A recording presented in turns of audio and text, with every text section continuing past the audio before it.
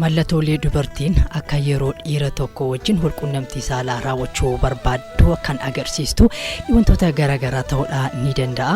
Egaa akka beekamu akkuma dhiirri mallattoo garaagaraa walqunnamtii saalaa dubartoota waliin raawwachuuf taasisuu egaa shamarran immoo walqunnamtii saalaa dhiiraa waliin qabaachuudhaaf fedhii garaagaraa ni agarsiisu akkasumas ni feesisaan jechuudha.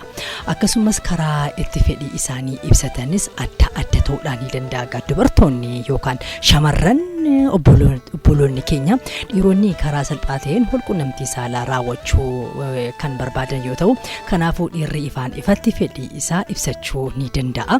Dubartoonni garuu fedhii isaanii ifaan ifatti himachuu hin barbaadan jechuudha. Dubartoonni fedhii isaanii dubbachuun osoo hin taane mallattoodhaan caalaatti ni ibsatu. Kunis dubartiin tokko dhiira tokko wajjin walqunnamtii saalaa raawwachuu yoo barbaadde egaa mallattoolee armaan gadii kana sirriitti agarsiisuudha ni dandeessi. Atis yoo mallattoolee kana sitti agarsiisteetti yoo ta'e marree dirreen banaadhaati. Farda kee jabeeffadhu. Dhiironni mallattoolee dubartiin yoo walqunnamtii saalaa si wajjin raawwachuu barbaadde agarsiistu kana kan armaan gadii kana quba qabaachuudhaa qabda. Isaanis qabxeen jalqabaa yommuu sibira dhuftu yookaan sibira gara kee mana keetii dhuftu uffata walqunnamtii saalaatiif si kakaasan uffachuu sibira dhufte jechuudha yookaan gara kee deemti.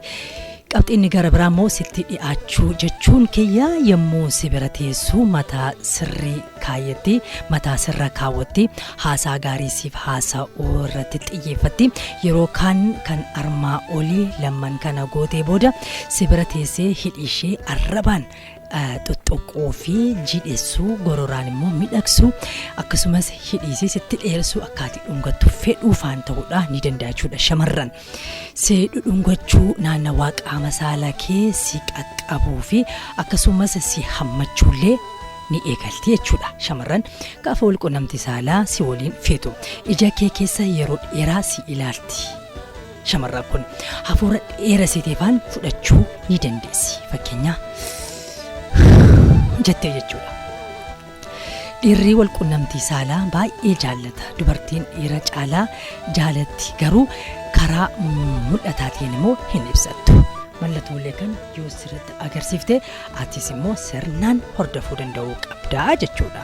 Maalu odeeffannoo kanarraa waa akka baratan abdii guddaa qabna. YouTube kiyya immoo subscribe godhaatii hojii bal'aa waliin haa hojjennu. Isaafan miidiyaa.